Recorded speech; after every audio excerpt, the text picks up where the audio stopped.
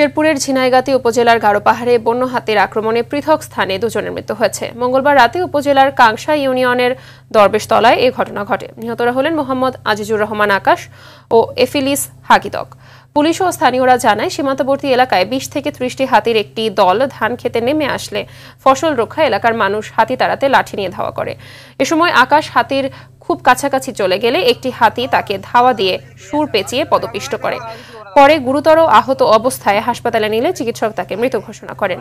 এদিকে রাতে সিএনজি চালানো শেষে বাড়ি ফেরার পথে বনের ভেতরের সড়কে দাঁড়িয়ে থাকা হাতির পালের সামনে পড়ে সিএনজি চালক হাগিদক।